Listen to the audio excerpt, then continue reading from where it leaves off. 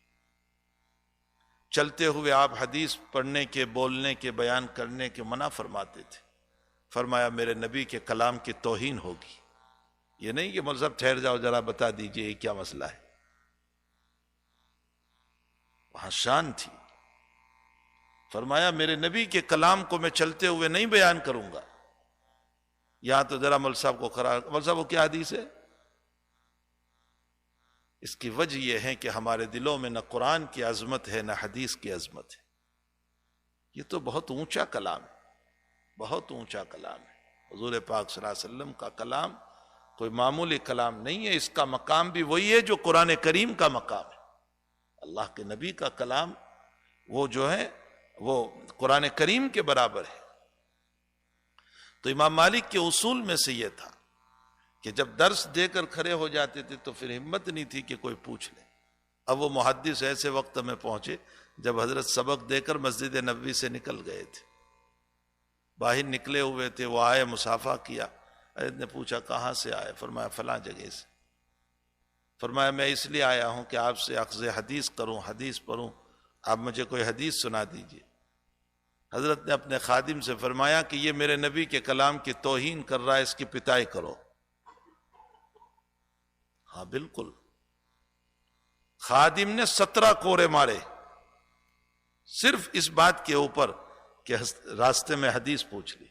17 کورے مارے. وہ کوئی طالب علم نہیں تھا چھوٹے قد کا. 55 ایئرز کے محدث تھے، 55 سال کے. اور وہ کوئی ایرے گہرے نہیں تھے، وہ بھی 1,00,000 حدیثوں کے حافظ تھے. وہ بھی محدث تھے اپنی جگہ. لیکن امام مالک کی سند کی بنیاد پر حضرت کے پاس آئے تھے. وہ رونے لگے. تو امام مالک نے ان سے پوچھا لعلک اذیت، شاید تکلیف ہو رہی ہے تم کو. فرمایا مار پر تکلیف نہیں ہو رہی ہے، تکلیف مجھے اس پر ہو رہی ہے کہ میں بہت دور سے اپنا مکان بیچ کر کے آیا ہوں کہ حضرت سے اخذ حدیث کرو. اپنا مکان بیچ کر کے آیا ہوں، اس پر مجھے تکلیف ہو رہی ہے کہ مکان بھی بک گیا، حدیث بھی نہیں ملی. حضرت کو رحم آیا، اس کا ہاتھ پکڑا، مسجد میں لائے اور فرمایا کتنے کورے مارے اس نے؟ کہا 17. تو حضرت نے خود 17 حدیثیں پڑھ کر اجازت دی. یہ ان کی فضیلت تھی کہ حضرت نے خود پڑھی 17 حدیث اور ان کو اجازت دی. بہرحال محدثین کے واقعات ہے. اگر اسی پر گفتگو کی جائے تو رمضان پوری ہو جائے گی حضرات محدثین کے حالات پر. میرے کہنے کا مطلب یہ ہے کہ ان لوگوں نے بڑی محنت سے علم حدیث کو لیا تھا، اس لیے ان کو علم حدیث کی قدر تھی. اچھو کے مدارس میں بیٹھے بٹھائے علم ملتا ہے، نہ محنت ہے نہ کوشش ہے. استاد ساری محنت کر کے لاتا ہے، پڑھاتا ہے، بولتا ہے، تقریر کرتا ہے، حدیث بھی خود ہی پڑھ رہا ہے. اسی لیے آج کل پڑھنے والوں میں وہ جوہر بھی پیدا نہیں ہو رہا ہے، وہ علوم بھی نکھر کے نہیں آ رہے جو امت کے لیے کارگر ہو جائے، جو امت کی زندگی کو بنانے والے ہو جائے. تو خیر میں تو یہ کہہ رہا تھا کہ حضرت جعفر سیدنا عبد القادر جیلانی رحمۃ اللہ علیہ نے اپنے مرید سے فرمایا کبھی بتاؤں گا کہ اس میں اعظم کیا ہے. کچھ دنوں کے بعد پھر پوچھا اس میں اعظم، فرمایا کبھی بتاؤں گا. اتنی بھی جلدی کیا ہے؟ کچھ دنوں کے بعد پھر پوچھا اس میں اعظم، کہا کبھی بتاؤں گا. اتنی طلب پیدا کی، اتنی طلب پیدا کی، اتنی طلب پیدا کی کہ اب وہ دیوانہ ہو گیا کہ حضرت اس میں اعظم بتا دیجئے. تو فرمایا اچھا میرے ساتھ سمندر پہ چلو. لے گئے سمندر پر. کہا میرا حکم مانو گے؟ کہا بالکل، مجھے تو اس میں اعظم چاہیے. کہا اس سمندر میں چلو، جب تک میں منع نہ کروں چلتے رہو. اب وہ اندر گیا، پانی یہاں تک آیا، یہاں تک آیا، یہاں تک آیا. حضرت فرماتے اندر چلو. پانی یہاں تک آ گیا اور موجیں اٹھ رہی ہے اور وہ پریشان ہے اور حضرت کا حکم ہے اندر چلو، اشارے کرتے جا رہے ہیں اندر چلو اور جاؤ اندر. اس نے دیکھا کہ بچنے کا کوئی راستہ میرے پاس نہیں ہے اور میں پریشان ہوں. اتنے میں ایک موج آئی اور اس کو اٹھا کر کے سمندر پہ ڈال دیا۔ حضرت نے پوچھا کہ کیا چیز ہوئی اندر میں؟ فرمایا حضرت جب ساری امیدیں ٹوٹ گئی میری، آپ کی طرف سے بھی امید تھی کہ شاید آپ بچا لیتے، لیکن آپ نے بھی نہیں بچایا، تو ایسے موقع پر میں ڈوبنے کے قریب تھا اور میرے دل پر ایک خیال گزرا کہ اب بچانے والی ذات اللہ ہی ہے۔ میں نے اپنے دل سے اللہ کو پکارا، اے اللہ تو ہی اب مجھے بچا لے، اور ایک موج آئی اور مجھے کنارے پر ڈال دیا۔ عبد القادر جیلانی رحمت اللہ علیہ نے فرمایا دل کی گہرائیوں سے لفظ اللہ کہہ کر اللہ کو پکارنا اس میں اعظم ہے۔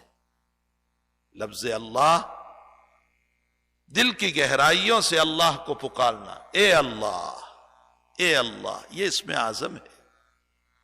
انسان امن یجیب المضطر اذا دعاہ ویکشف السوء ویجعلکم خلفاء الارض، راز جو ہوتے ہیں نا، غم جو ہوتے ہیں نا انسان کی زندگی میں، غم تو ہر ایک کی زندگی میں آتے ہیں۔ دنیا میں کوئی انسان ایسا نہیں جس کی زندگی میں غم نہ آئے ہو۔ انبیاء کی زندگیوں میں بھی غم آئے، بہت غموم، انبیاء کی زندگی میں بھی بہت غم آئے۔ نبی علیہ الصلوۃ والسلام کے سلسلے میں روایتوں میں ہے متواصل الاحزان، حضرت ہمیشہ غمگین رہتے تھے، دائم الفکر، ہمیشہ حضرت پر فکر، ٹینشن۔ کس بات کا ٹینشن؟ کس بات کا غم؟ امت کا غم، امت کی فکر، ان کو ایمان نصیب ہو جائے، یہ کسی طرح دین پر آ جائے، یہ فکر آپ کی زندگی پر سوار تھا، دائم الفکر متواصل الاحزان۔ اور ایسا غم تھا آپ کے اوپر، ایسا غم تھا لعلک باخع نفسک الا یکونوا مؤمنین۔ قرآن میں ہے، اللہ تعالیٰ فرماتے ہیں کہ پیغمبر مجھے تو ایسا لگتا ہے کہ آپ ان کے پیچھے کہیں اپنی جان نہ کھو بیٹھو، اٹیک نہ آ جائے آپ کو۔ حضرت کو اتنا صدمہ تھا اپنی امت کے باب میں۔ غم ہر ایک کو ہوتا ہے، ہماری زندگیوں میں بھی غموم ہے۔ غم ایک ایسی چیز ہے کہ جو انسان اگر کسی کو نہیں کہتا ہے تو پھر پریشان ہو جائے گا، جس کا نتیجہ کبھی خود سوسائڈ کا ہو جاتا ہے، خودکشی کا ہو جاتا ہے۔ جب اپنا غم کسی کو نہیں کہتا ہے تو پھر نتیجہ یہ نکلتا ہے کہ وہ خودکشی کر لیتا ہے۔ غم ایک ایسی چیز ہے کہ جو کسی نہ کسی کو کہنا چاہیے تاکہ غم ہلکا ہو جائے۔ جب کسی کو ہم کہتے ہیں اپنا غم، اپنا صدمہ، تو غم تھوڑا سا ہلکا ہو جاتا ہے۔ اب بعض غم تو وہ ہوتے ہیں جو اپنی بیوی سے کہے جاتے ہیں، بعض غم وہ ہوتے ہیں جو بیوی سے کہنے کے قابل نہیں ہوتے، ماں باپ سے کہے جاتے ہیں، ان کی دعائیں لی جاتی ہیں۔ بعض غم وہ ہوتے ہیں جو ماں باپ سے بھی نہیں کہے جاتے، دوستوں سے کہے جاتے۔ کوئی گناہ کا کام کر لیا ہے، اب پریشانی ہے، وہ ماں باپ کو کہاں کہیں گے، وہ بیوی کو کہاں کہیں گے، وہ بچوں کو کہاں کہیں گے، وہ دوستوں سے کہتے کہ مجھ سے یہ ہو گیا ہے، اب اس کا کیا حل ہوگا، اس کا کیا راستہ ہوگا، تو دوستوں سے کہے جاتے۔ اور بعض غم وہ ہوتے ہیں جو نہ بیوی سے، نہ بچوں سے، نہ ماں باپ سے، نہ دوستوں سے، کسی سے کہے نہیں جاتے، ایسے بھی غم ہوتے ہیں۔ اللہ کہتا ہے جب تیرے غم کسی کو تو نہیں کہہ سکتا، اپنے خالق کائنات کو سنا، میں رات کی تنہائیوں میں بھی تیرے غم کو سن کر کے حل کر دوں گا۔ اسی کو قرآن میں فرمایا امن یجیب المضطر اذا دعاہ، امن یجیب المضطر اذا دعاہ۔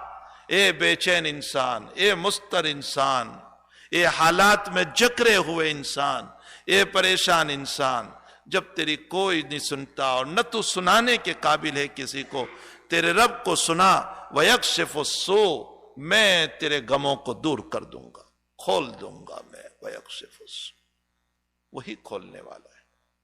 بعض مرتبہ تو ہوتا یہ ہے کہ دوست بھی رات میں فون بند کر دیتے ہیں، ہے نا؟ رات 2 بجے اگر اپنا کوئی دکھ آیا، غم آیا، آپ نے اپنے دوست کو فون کیا، اس کا فون بند تھا، سوئچ آف، سوئچ آف۔ آپ نے صبح اس سے پوچھا کہ بھئی مجھے رات میں ایک پریشانی تھی یار، میں نے تجھے فون کیا، تو وہ دوست بھی کہتا ہے کہ کون ٹینشن لے لوگوں کی، اس لیے میں نے اپنا فون بند کر دیا تھا۔ کبھی دوست بھی اپنا فون بند کر دیا کرتے ہیں، لیکن رب کریم فرماتے ہیں کہ میرے وہاں کوئی وقت نہیں ہے کہ بند ہو جاتا۔ حضرت حسن بصری رحمت اللہ علیہ نے ایک مرتبہ فرمایا کہ رو رو کر دعا کرو تاکہ اللہ کا دروازہ کھل جائے۔ تو ایک عورت بیٹھی ہوئی تھی، بیان سن رہی تھی حسن بصری کا پیچھے کہیں، اس نے وہاں سے کہلوایا، حسن دروازہ کھل جائے تو کبھی کیا اس کا دروازہ بند بھی ہوتا ہے؟ اس کا تو دروازہ بند ہوتا ہی نہیں ہے، یہ کیا ہے کہ دروازہ کھل جائے؟ اس کا دروازہ کبھی بند نہیں ہوتا، وہ رات میں بھی کھلا رہتا ہے، وہ دن میں بھی کھلا رہتا ہے۔ ہاں اتنا ہے کہ میں نے مانگا اس رب سے، ہو سکتا ہے میں جو مانگ رہا ہوں میرے اعتبار سے تو میں اس کو صحیح سمجھتا ہوں، لیکن علیم بذات الصدور یہ سوچتا ہے کہ اس کے لیے لائق نہیں، اگر اس کو دیا جائے گا تو اس کے لیے نقصان ہوگا، تو اللہ وہ نہیں دیتا ہے۔ اس کا یہ مطلب نہیں ہے کہ میری دعا قبول نہیں ہوئی، دعا قبول ہو گئی، لیکن وہ چیز میرے لائق نہیں ہے، تو اللہ کیا کرتا ہے؟ جب لائق ہو تو دیتا ہے، لائق نہ ہو تو اس کی جگہ پر اللہ میری بڑی مصیبت کو ہٹا دیتا ہے۔ تیری مانگی ہوئی تو میں تجھے نہیں دوں گا، لیکن مصیبت ٹال دوں گا، مصیبت ہٹ جاتی۔ اور کبھی ایسا ہوتا ہے کہ کوئی مصیبت نہیں بھی ہٹی تو رب کریم جو ہے اس کی جگہ پر اس کی دعا کو اسٹاک کر لیتا ہے، جمع کر لیتا ہے، قیامت میں اجر عظیم سے نوازے گا۔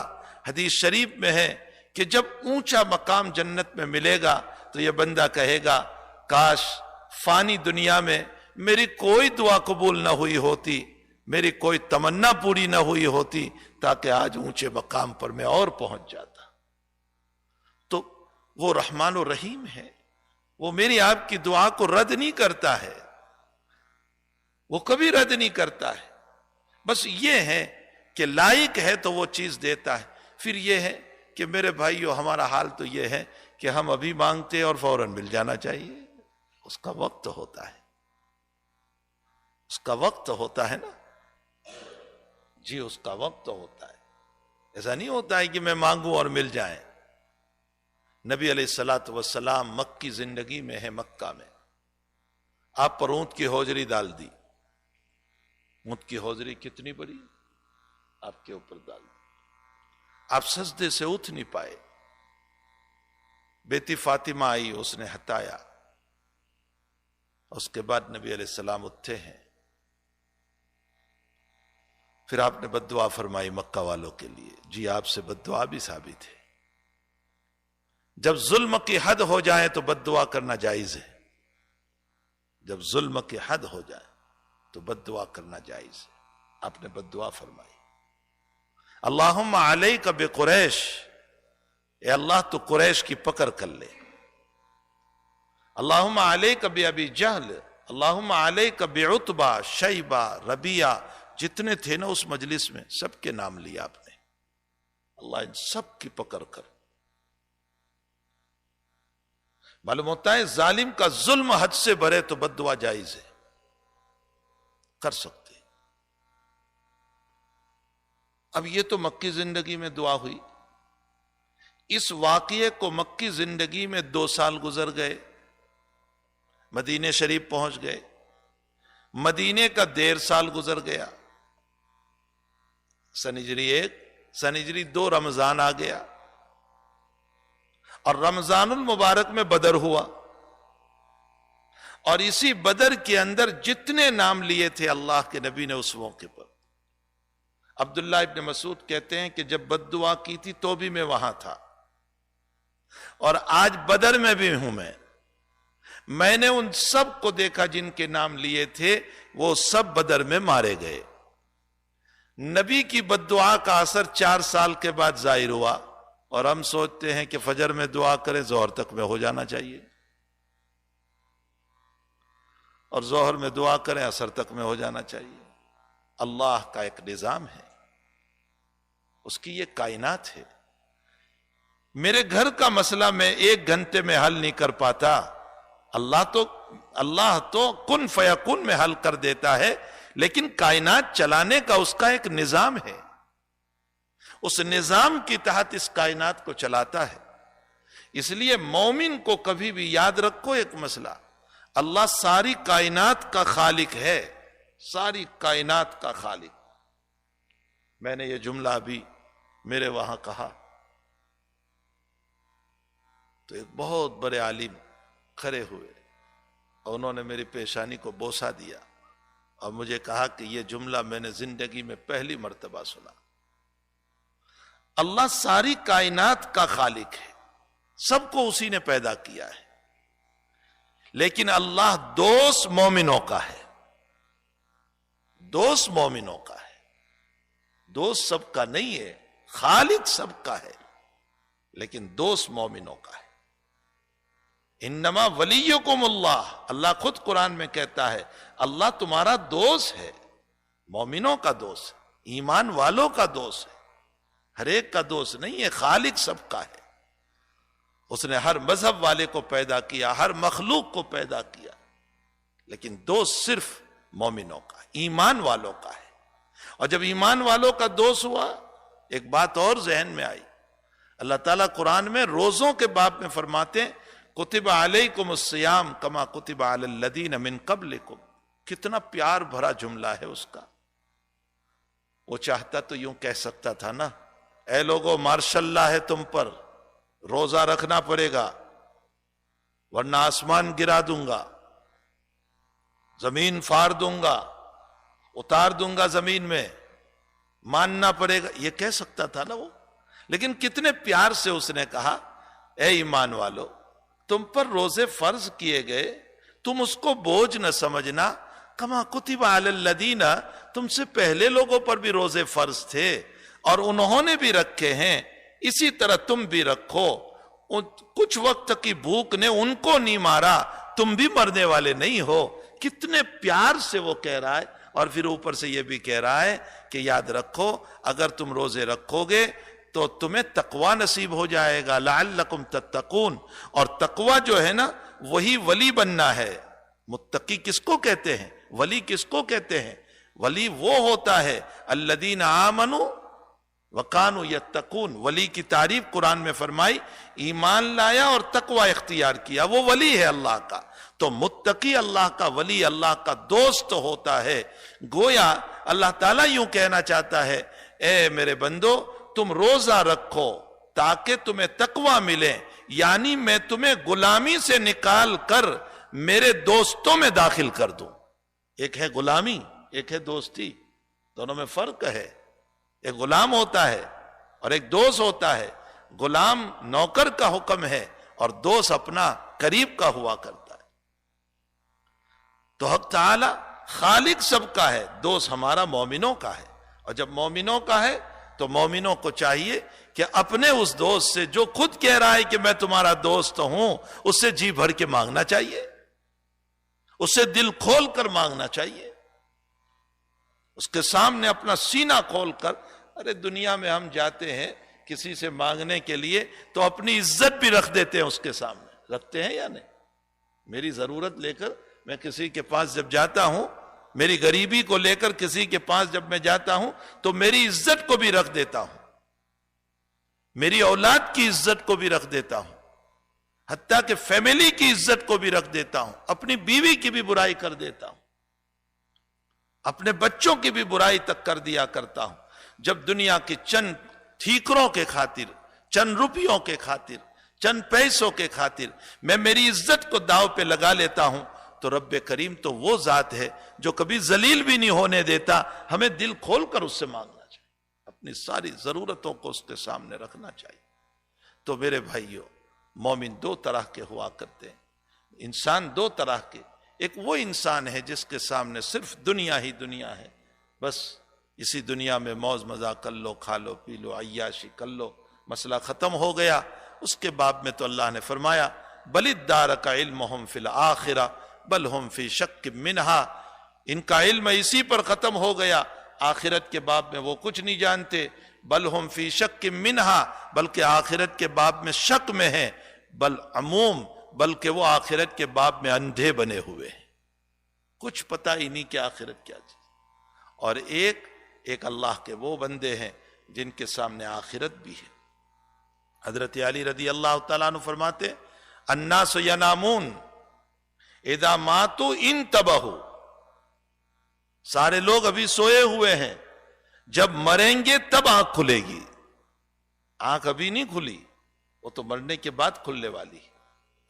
تو میرے بھائیو، جو وہ مومن ہیں ان کو اللہ تعالیٰ قرآن کریم میں اس آیت میں فرماتے ہیں من یعمل من الصالحات من ذکر او انثی، جو بھی ایمان والا اعمال صالحہ کرے گا، وہ مرد ہو یا عورت، من ذکر او انثی، صرف مرد نہیں، عورت کو بھی اللہ کہہ رہا ہے، من ذکر او انثی، چاہے وہ مرد ہو یا عورت ہو، فَلَنُحْيِيَنَّهُ حَيَاةً طَيِّبًا، ہم ان کو خوبصورت زندگی عطا کریں گے۔ ایمان والوں کو، اعمال صالحہ والوں کو اللہ خوبصورت زندگی عطا کرتا ہے۔ خوبصورت زندگی کا مطلب دلوں کا سکون ملتا ہے، دلوں میں اطمینان ملتا ہے۔ اب دیکھو بزرگوں کے پاس چلے جاؤ، ان کے اوپر مصیبت بھی ہے، بیماریاں بھی ہے، لیکن وہ مسکراتے نظر آ رہے، کیا وجہ ہے؟ بلکہ جو ڈپریشن کے مریض ہوتے ہیں وہ بھی بزرگوں کے پاس جاتے ہیں تو ان کو اچھا لگتا ہے۔ وجہ کیا ہے اس کی؟ اس لیے کہ اللہ نے ان کو دلوں کا سکون عطا کیا ہے۔ فَلَنُحْيِيَنَّهُ حَيَاةً طَيِّبًا، یہ مبارک زندگی کس پر ملتی ہے؟ ایمان کے بعد اعمال صالحہ۔ اللہ تعالی ہم تمام کو اعمال صالحہ والی زندگی نصیب فرمائے، اور اب تعالی تمام طرح کی برائیوں سے ہم سب کی حفاظت فرمائے۔ الحمدللہ رب العالمین والعاقبۃ للمتقین، والصلاة والسلام علی اشرف الانبیاء والمرسلین وعلی آلہ وصحبہ اجمعین۔ ربنا آتنا فی الدنیا حسنہ وفی الآخرۃ حسنہ وقنا عذاب النار۔ اللہم اعنا علی ذکرک وشکرک وحسن عبادتک، اللہم اعنا علی ذکرک وشکرک وحسن عبادتک۔ اللہم ربنا لا تؤاخذنا ان نسینا واخطانا، ربنا ولا تحمل علينا إصرا كما حملته على الذين من قبلنا، ربنا ولا تحملنا ما لا طاقة لنا به، واعف عنا واغفر لنا وارحمنا أنت مولانا فانصرنا على القوم الكافرين۔ اللهم اغفر لنا ولوالدينا ولأساتذتنا ولمشايخنا ولأحبابنا ولمن أوصانا ولمن حق علينا بالدعاء، واغفر اللهم لجميع المؤمنين والمؤمنات والمسلمين والمسلمات الأحياء منهم والأموات، إنك سميع قريب مجيب الدعوات يا قاضي الحاجات، اللهم إنك عفو تحب العفو فاعف عنا يا كريم۔ وصلى الله على نبينا محمد وآلہ وصحبہ اجمعین برحمتک یا ارحم الراحمین۔ مجھے ایک بات یاد آئی، ابو عبد الرحمن صفوی رحمۃ اللہ علیہ یہاں علماء بیٹھے ہوئے ہیں، بہت بڑے صوفی وقت گزرے ہیں۔ انہوں نے اپنا ایک تجربہ لکھا ہے، تجربہ ہے، کوئی حدیث ودیث نہیں ہے، اور اب تجربے کی تائید جو کی ہے انہوں نے حضرت جعفر صادق رحمۃ اللہ علیہ کے قول سے۔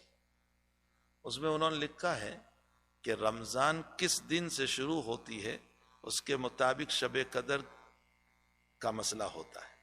تو اس میں انہوں نے لکھا ہے کہ اگر سنیچر کو رمضان شروع ہوئی ہو تو 23 کو شب قدر ہوتی ہے۔ یہ ان کا تجربہ ہے۔ ابو عبد الرحمن صفوی بہت بڑے صوفی ہیں، اور انہوں نے حضرت جعفر صادق رحمۃ اللہ علیہ سے بھی یہ قول نقل کیا ہے کہ اگر رمضان سنیچر کو شروع ہو تو جو ہے 23 کو شب قدر ہوتی ہے۔ تو یہاں رمضان سنیچر کو شروع ہوئی ہے، تو اس اعتبار سے آج ہے 23ویں رات۔ تو یہ نہیں ہے کہ آج ہی رات جو ہے عبادت کر کے بیٹھے رہے ہم، یہ کوئی حدیث نہیں ہے، ان کا اپنا تجربہ ہے۔ اور وہ یہ فرماتے ہیں کہ میں نے بارہا یہ تجربہ کیا کہ جب بھی سنیچر کو شروع ہوئی تو 23 کی رات میں نے بارش کو آتے دیکھا ہے۔ یہ بھی انہوں نے لکھا ہے۔ تو خیر ہمیں تو ہر طاق رات میں کرنا ہے، لیکن ان کے تجربے کے اعتبار سے آج کی رات بھی گویا کہ شب قدر ہو سکتی ہے۔ اور حضرت ابی بن کعب رضی اللہ تعالیٰ عنہ تو قسم کھا کر فرماتے تھے کہ 27 ہی ہوتی ہے، اور وہ فرماتے تھے کہ انا انزلناہ فی لیلۃ القدر وما ادراک ما لیلۃ القدر لیلۃ القدر خیر من الف شہر، تو لیلۃ القدر 3 مرتبہ آیا. اور لیلۃ القدر میں کتنے حروف ہیں میں نے پہلے گن کر کے بتایا تھا، تو ہیں 9 یا 27، ہاں 9 2 18 9 یا 27 9 حروف ہیں. تو ابی ابن کعب یہ فرماتے تھے، صحابی رسول ہیں، وہ فرماتے تھے کہ 3 مرتبہ انا انزلناہ میں لیلۃ القدر 3 مرتبہ آیا، تو 3 کو گن لو 9 9 تو 27 ہو جاتا ہے. اس کا مطلب یہ ہے کہ اللہ نے تو خود ہی اشارہ کر دیا ہے کہ 27 میں شب قدر ہے. تو یہ بھی حضرت کا جو ہے مسئلہ ہے. لیکن نبی علیہ الصلوۃ والسلام کو ایک مرتبہ وہی خواب کے ذریعے سے بتایا گیا تھا، تو حضرت کی وہ ایک رات 21 کو تھی، 21 میں شب قدر ہوئی تھی. حضرت نے بتایا تھا کہ آج رات جو شب قدر ہوگی اس میں بارش ہوگی اور تم سجدہ جو ہے کیچڑ میں کرو گے. تو وہ 21 میں بارش ہوئی تھی اور کچی مسجد تھی، پانی طبقہ تھا، تو حضرت نے فجر میں سجدہ کیچڑ میں فرمایا تھا. تو 21 بھی ہے، 23 بھی ہے، 25 بھی ہے، 27 بھی ہے. تو ہر ان طاق راتوں میں عبادت کرنا چاہیے جو ہے معتکفین خصوصاً. اور معتکفین کا تو سونا بھی ماشاءاللہ عبادت میں شمار کیا گیا ہے، اس لیے کہ اعتکاف میں ہوتا ہے. لیکن اس کا یہ مطلب نہیں ہے کہ سوتے ہی رہیں، عبادت میں بھی اپنا وقت گزارے. اللہ تعالی ہم تمام کو ان راتوں کی قدردانی کی توفیق عطا فرمائے.